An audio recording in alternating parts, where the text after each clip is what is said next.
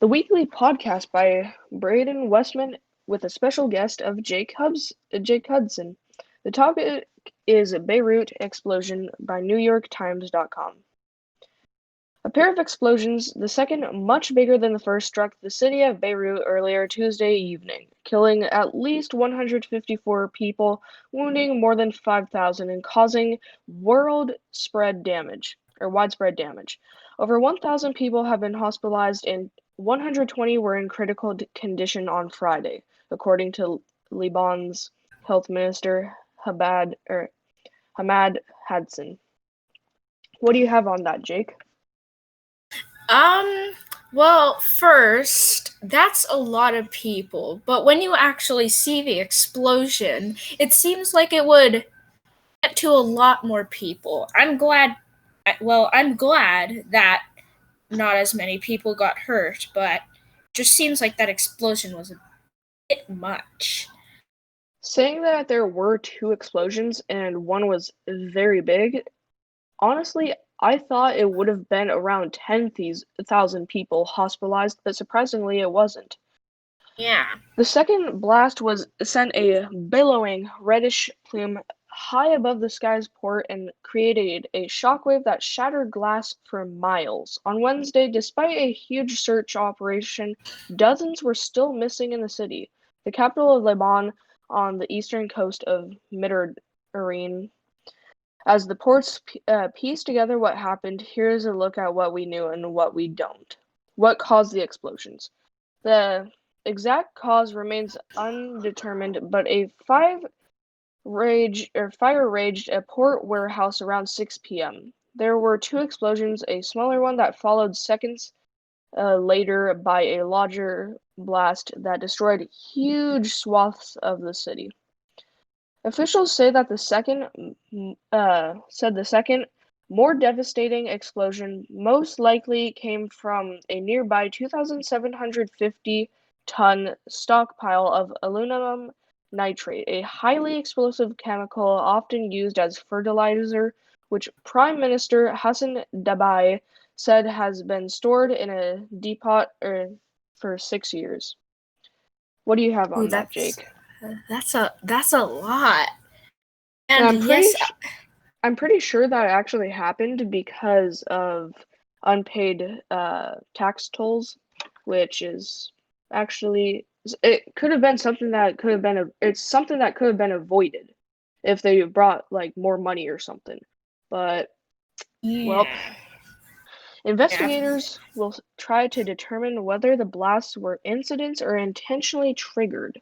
On Friday, President Michel Aoun of Lebanon told reporters in Beirut that an investigation would explore the possibility that external interference, such as a rocket or a bomb, caused the explosions. The aluminum nitrate that exploded came from a Russia-owned vessel that stopped in Beirut while it was sailing in November 2013 from Georgia to Mozambique. The ship was abandoned and the cargo is believed to have been offloaded to the port's warehouse, the site of the explosion on Tuesday. Where did it happen? The blasts occurred at the Beirut port in the north of the city, where it caused severe damage to buildings, warehouses, and grain soils. The port has long been a critical link in the country's supply chain for goods including food and medicine, handling 60% of country's overall imports according to S&P Global. Ooh. The soils that were damaged or destroyed store 85% of country's grain, and that authorities said that the wheat that had survived was now inedible.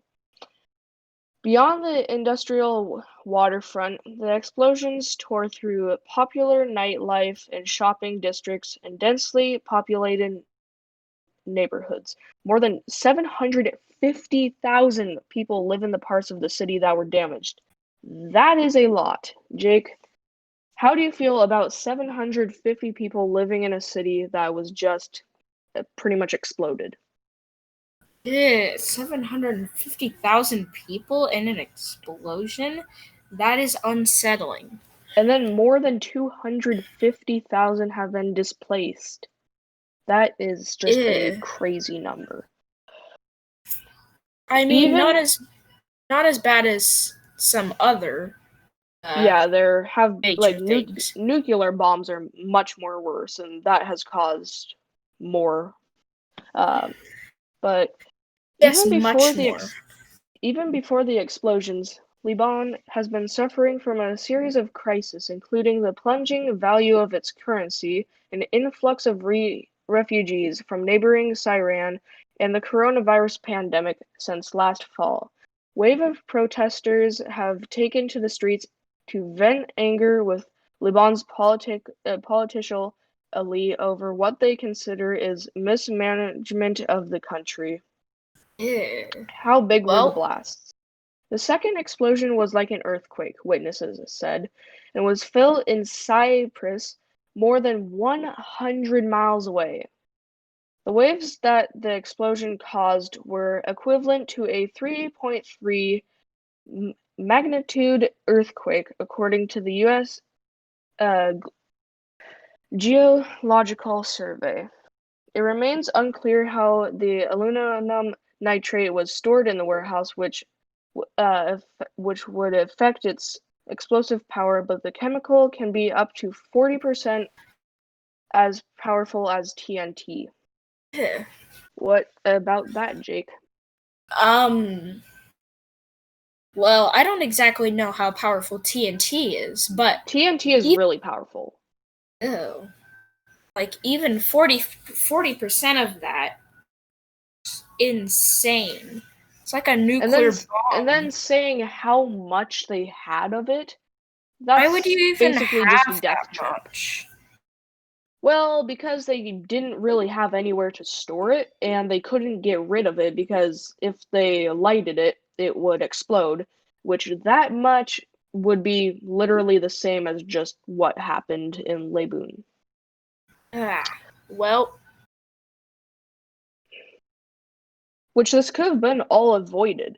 That's the yeah, thing, which is the part that just really scratches my head is it could have been avoided and then it blew up. Aluminum yes. aluminum nitrate explosions have caused a number of disasters before. A ship carrying about 2,000 tons of the compound caught fire and exploded in Texas City in 1947, killing 581 people. So there could have been more people killed, basically. Yeah. About 2 tons of the chemical were used in the 1995 terrorist bombing of the federal building in Oklahoma City, which killed 168 people. Ooh, so it's not as bad. It's not as bad as it could have been because probably the warehouse that it was stored in was pretty dang strong, and these two examples of that probably weren't in something secure. Yeah, they were probably dropped. Maybe. More recently, an explosion at a factory in the southern French city of Taizui killed 31 people in 2001. In 2013, 15 people were killed in an explosion at a West fertilizer company plant in Texas, and in 2015, more than 150 people were killed at one of China's busiest seaports, Tianjin, after hundreds of tons of aluminum nitrate, among other chemicals, exploded. How bad was the damage? Ceilings collapsed, walls and windows were blown out, and debris was found far as 2 miles from the port. Cars in a 390-foot long cruise ship 1,500 feet away were flipped, and a rubble of shattered buildings filled city streets. The near site of the explosion, a ship was blasted out of the water and landed on a dock. The governor of Beirut, Marwan Aboud, told reporters on Wednesday that half of the city has been damaged, with a financial toll expected to surpass $3 billion. That's a lot of That is a bunch damage. of money, but that is a lot of damage. Yes, a lot. Several hospitals were damaged, four of them so severely that they could not admit patients, doctors said, at the Big Hazy Medical Group Hospital in the center of the city. A ceiling fell on some patients, the director said. Many doctors and nurses were killed in the blast. Hamad Hassan, Lebanon's health minister, said in a televised address that government warehouses have been damaged and that the country was running short of everything necessary to rescue and treat victims. Oh, well. And that is the podcast. Thank you for coming. What do you have to say, Jake, about that? That's just a lot. I'm glad not that many people were killed.